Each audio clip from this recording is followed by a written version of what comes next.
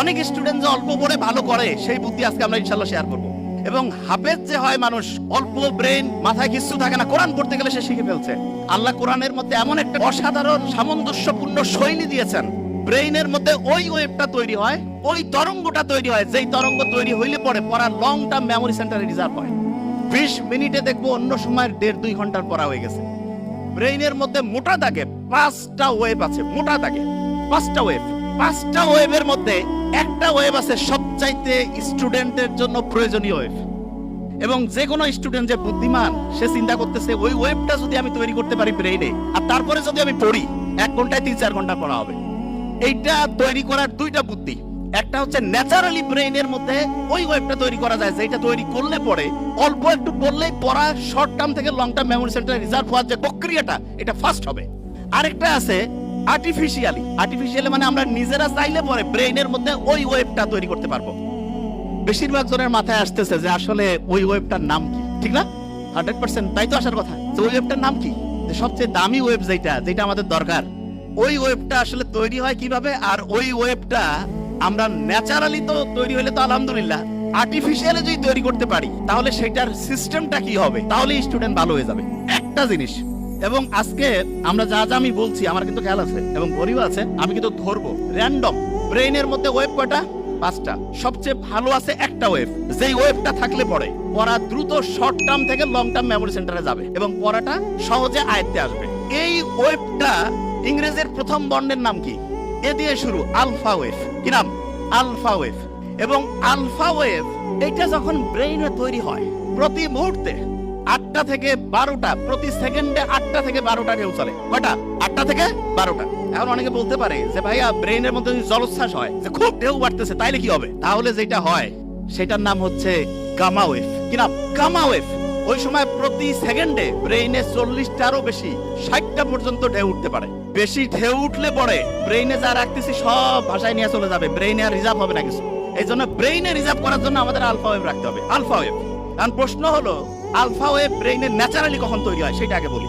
মুহাম্মদ সাল্লাল্লাহু আলাইহি ওয়াসাল্লাম যে বলছে যে রাতের এশার নামাজের পরে উনি কোনো মিটিং, কোনো মিছিল কিছু রাখতো না, কোনো কথা নাই, স্ট্রেট বেড, সোজা সজি ঘুম, আর্লি উনি ঘুমাইতো। আমাদের ডক্টরদের মধ্যে অনেকের লাইফস্টাইল খুবই খারাপ, যত বড় অফিসার লাইফস্টাইল তত খারাপ। কয় যে লেট নাইট প্রোগ্রাম, শয়তানি প্রোগ্রামের অন্য আরেকটা নাম, believe me. Late night program, কিসের লেট নাইট? যা হবে আর্লি।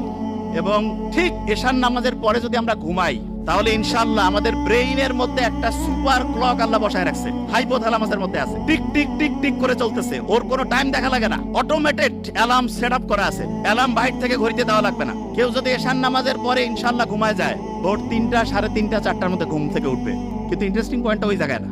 ইন্টারেস্টিং পয়েন্টটা হচ্ছে বেশিরভাগ স্টুডেন্ট বলে যে আমি রাতে ঘুমাইলাম 12টায়, সকালে উঠলাম 7টা, 7 ঘন্টা তো আমি ঘুমাইলাম। আর একজন ঘুমাচ্ছে রাত 9টায়, সে উঠলো ভোর 4টায়, সেও 7 ঘন্টা। তো অনেকের মাথায় আসে যে 7 ঘন্টা ঘুমাইলেই হয়েছে, কখন ঘুমাই টাইম তো 7 ঘন্টায় হয়েছে, ব্রেন বোধহয় ঠিকভাবেই কাজ করতেছে। নো, এটা ভয়ঙ্কর একটা মিস্টেক, ভয়ঙ্কর। ব্রেনটা রিচার্জ হওয়ার জন্য সবচাইতে দামি প্রসিজার, যতগুলো পদ্ধতি আল্লাহ দিয়েছে তার মধ্যে নাম্বার 1 হচ্ছে ঘুম। এখন ঘুমের মধ্যে ব্রেনটা চার্জ হয়, কিন্তু চার্জিং এর সিস্টেমের মধ্যে একটু আল্লাহ টেকনিক লাগাই দিছে। ব্রেইনের মধ্যে যে হাইপোথ্যালামাসের মধ্যে যে মাস্টার ক্লকটা আছে, সে চার্জিং সিস্টেমটা ঘন্টায় ঘন্টায় চেঞ্জ করে। মানে এটা কি একটু এক্সাম্পল দেই।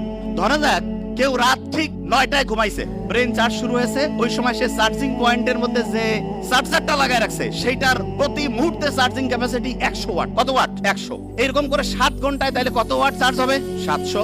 কেউ যখন রাত 12টায় ঘুমাইতে গেছে, 12টা থেকে 3টা, এই সময় প্রতি ঘন্টায় তার চার্জিং হবে 100 ইউনিট করে। কত? 3টার পর 4টা পর্যন্ত 50 ইউনিট করে। কত? 4টার পর ফজরের সময়, যে সময় শয়তান আসি কয় আরো ঘুমা, ওই সময় চার্জিং 20 ওয়াট। কয় ওয়াট? 20 ওয়াট। অনেক ছেলে মেয়ে আছে কয় আমি মাগরিবের সময় আমার দিন শুরু, ফজরের পরে আমার রাতের ঘুম শুরু। মানে রাতে সে ঘুমাইতে যায় ফজরের পরে, এবং সে বলে যে আমি 8-9 ঘন্টা ঘুমাই। আর্লি মর্নিং ফজরের নামাজের পরে ওই সময় চার্জ হচ্ছে 10 ওয়াট। কয় ওয়াট? 10 ওয়াটে সে যদি 10 ঘন্টা ঘুমায়, চার্জ কত ওয়াট হবে? আর আর্লি ঈশান নামাজের পরে 1 ঘন্টায় কত ওয়াট? 100। যে কাউকে যদি আমি বলি যে 100 টাকা একটা দিব আর একটা $100 দিব, কোনটা নিব? মূর্খ কবে ভাই আমার ডলার লাগবে, ঠিক না? তাহলে যারা বুদ্ধিমান বুদ্ধিমতী তারা রাতে আর্লি ঘুমাবে নাকি ফজরের সময় ঘুমাবে? আর্লি ঘুমাইলে কি ডলার পাবো না টাকা পাবো? 100 ওয়াট করে প্রতি মুহূর্তে চার্জিং হবে। এখন অনেকের মাথায় একটা প্রশ্ন আসে যে ভাই এটা কিভাবে কাজ করে, কারণটা কি? আল্লাহ ওই যে ঘড়ি হাইপোথ্যালামাসের মধ্যে বসায় রাখছে, সেইখানে ঘুমের মধ্যে দুইটা ভাগ করছে। একটা হচ্ছে ডিপ স্লিপ, কি নাম? আরেকটা হচ্ছে বলা যেতে পারে হালকা স্লিপ। বুঝার জন্য কি স্লিপ? হালকা। তার মানে একটা হচ্ছে ওই যে চার্জিং এর জন্য আছে না পাওয়ারফুল চার্জিং, ওই যে খুব দ্রুত হয়, এটা হচ্ছে ডিপ স্লিপ। কি স্লিপ? Deep sleep. আল্লাহ এমন মেকানিজম করছে, ডিপ স্লিপটা হবে রাত 9টা 10টা থেকে শুরু করে ভোর 3টা পর্যন্ত। কয়টা? রাত 9টা 10টা থেকে ভোর 3টা। এবং ইন্টারেস্টিং পয়েন্ট, আমরা যে ঘুমাই প্রত্যেকটা ঘুমের চক্র 90 মিনিট। ফুটবল কতক্ষণ করে চলে একটা সেশন, একটা ম্যাচ কতক্ষণ? 90 মিনিট। এই 90 মিনিটের মধ্যে এইরকম একটা ম্যাচ হয়ে গেল, আমার ব্রেইনের মধ্যে একটা সাইকেল পূরণ হয়ে গেল। কয়টা সাইকেল? একটা। এবং প্রথম রাতে আমি যখন ঘুমাবো, প্রথম রাতে, তখন আমার ডিপ স্লিপটা বেশি হবে। ডিপ স্লিপ যখন বেশি হবে তখন মূলত আমার চার্জিংটা হাইয়েস্ট লেভেলে হবে। কি লেভেল হবে? হাইয়েস্ট লেভেলে। আচ্ছা, যে জায়গায় আমি ছিলাম, প্রত্যেক স্টুডেন্টের মধ্যে যে প্রশ্নটা আসছে, আমরা তাহলে ঘুমাবো ঠিক এশার নামাজের পরে, তাহলে আমাদের ব্রেইনের চার্জিংটা হবে 100 ওয়াটের। আচ্ছা, পড়ার ক্ষেত্রে মোস্ট ইম্পর্টেন্ট, ব্রেইনে কোন ওয়েভ দরকার? Alpha wave. ন্যাচারালি আলফা ওয়েভটা আমি পাবো আর্লি মর্নিং। আর্লি মর্নিং মানে হতে পারে ভোর 4টা 5টা থেকে সকাল 8টা 9টা। এই সময়ে ব্রেইনে আলফা ওয়েভ থাকে এবং আলফা ওয়েভের ঢেউ প্রত্যেক মুহূর্তে 8 থেকে কত? 8 থেকে 12। এই সময় 1 ঘন্টায় যে পড়া হবে, দিনের অন্য সময় যখন ব্রেইনে আলফা ওয়েভ নাই, ওই সময় ওই 1 ঘন্টার পড়া পড়তে 4-5 ঘন্টা লাগবে। তার মানে হচ্ছে একটা মুসলমান স্টুডেন্ট বা যে কোনো, সে যে ধর্মেরই হোক, কারণ ব্রেইন সবার জন্য সেম ওয়েতে কাজ করবে। আল্লাহ সবার জন্য কিছু জিনিস ইউনিভার্সাল করে দিয়েছেন। একটা ব্রেইনের মধ্যে আলফা ওয়েভ তৈরি করে যখন স্টুডেন্ট পড়তে থাকবে, তখন দেখা যাবে যে সেই স্টুডেন্ট 1 ঘন্টা পড়লে পড়ে 4-5 ঘন্টার পড়া তার ব্রেইনের শর্ট টার্ম থেকে long term memory centre reserve হওয়ার প্রক্রিয়া গতিশীল হবে। তার মানে যেই স্টুডেন্ট আর্লি মর্নিং পড়বে সে আলফা ওয়েভ পাচ্ছে এবং তার পড়ার গতি খুব দ্রুত হচ্ছে।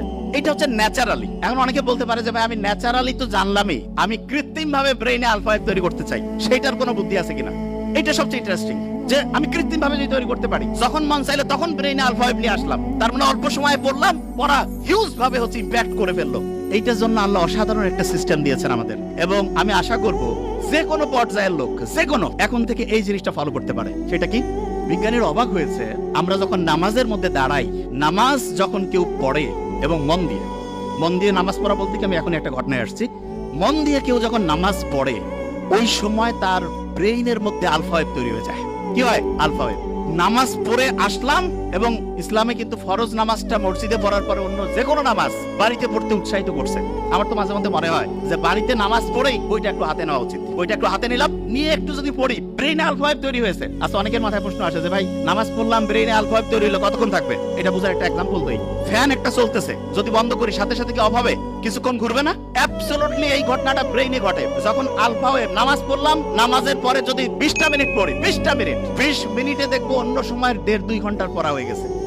তাইলে আর্লি মর্নিং 4-5 ঘন্টা, আর প্রত্যেকবার নামাজ পড়ছি, নামাজ পড়ার পরে যদি 20 থেকে 25 মিনিট করে পড়ি, ইনশাআল্লাহ ব্রেইনে দেখবো 20 মিনিটে 2-2.5 ঘন্টার পড়া হয়ে যাবে। তার মানে বাকি টাইম অন্য যে কোনো কাজই করি না কেন, ইনশাআল্লাহ আমার পড়া একাডেমিক, তারপরে অ্যাডমিশন যেই লেভেলে আমি পড়তে চাই, ইনশাআল্লাহ অসাধারণ প্রিপারেশন হয়ে যাবে। এখন হাফেজ যারা হয় তারা পরে আল্লাহর কালাম পড়ে, ঠিক না? এবং কোরআনের গঠন শৈলী কেউ যদি অ্যানালাইসিস করে অবাক হয়ে যাবে, এত সুন্দর মিল। আমি তো আরবি পড়ি, বুঝার চেষ্টা করি। কেউ যদি সূরা নাসটা পড়ে, নিশ্চয়ই মনে মনে একটু আমরা যদি পড়ি, হ্যাঁ, কুল আউযু বিরাব্বিন নাস, মালিকিন নাস, সবগুলোর মধ্যে একটা কি অসাধারণ ছন্দ আল্লাহ দিয়ে রাখছেন। এবং এই ছন্দটা এমন যেটা ব্রেইনটাকে, তরঙ্গগুলোকে হচ্ছে কুল ডাউন করে আলফা ওয়েভে আনতে হেল্প করে। তার মানে নামাজের টাইম নাই, মন চাচ্ছে যে আমি একটু পড়া আমার আলফা ওয়েভে পড়বো, কোরআনটা বের করে সূরা ফাতিহাটা একটু পড়ি, আর কিছু করা লাগবে না। তারপরে হচ্ছে 20 মিনিট পড়বো, ব্রেইন আলফা ওয়েভে ইনশাআল্লাহ 20 মিনিট অটোমেটিক কাজ করবে। অনেকে মনে করে কোরআন পড়তেছি টাইম লস হবে, মূর্খ। ব্রেইনে আলফা ওয়েভ থাকলে যাই করবো 20 মিনিটে তো 1.5-2 ঘন্টা। কেউ পারবে আমার সাথে? কেউ পারবে? প্রশ্নই আসে না। কোরআন যখন পড়ে কেউ, দেখা যাচ্ছে ক্লাসের পড়া হয় না, সাধারণত হাফেজিতে, সাধারণত এখন আল্লাহর রহমতে ট্রেন্ড চেঞ্জ হয়েছে, দেখা যায় যেই ছেলে মেয়ের কোনো বুদ্ধি শুদ্ধি নাই, কাউকে আল্লাহর রাস্তায় দিয়ে দাও। আল্লাহর রাস্তায় দিল, কিন্তু দেখা যাচ্ছে সেও হাফেজ হয়ে আসছে, ঠিক না?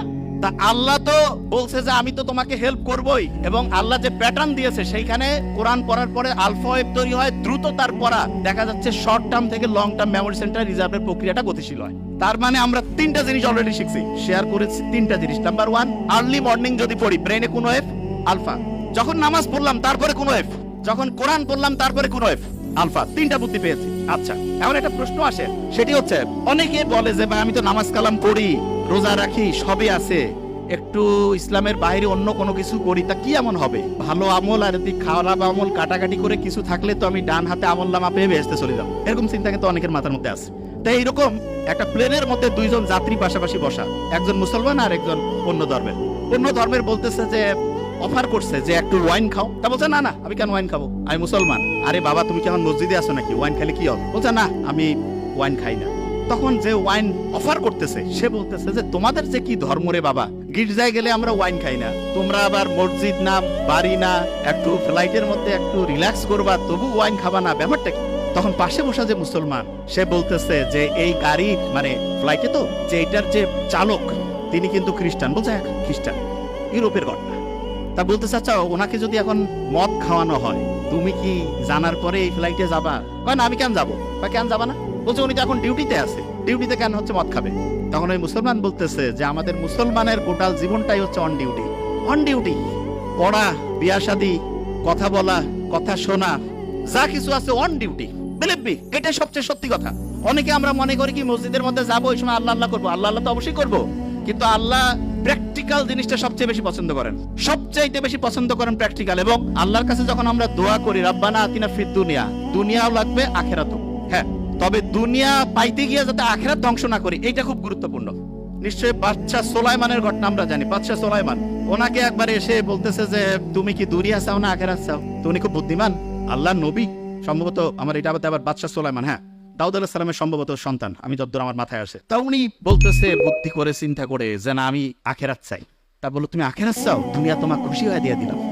তার মানে কেউ যদি আখিরাতে চিন্তা করে, অনেকে চিন্তা করে আখিরাতে চিন্তা করলে দুনিয়া ধ্বংস হয়ে যাবে, কমপ্লিটলি মিস্টেক।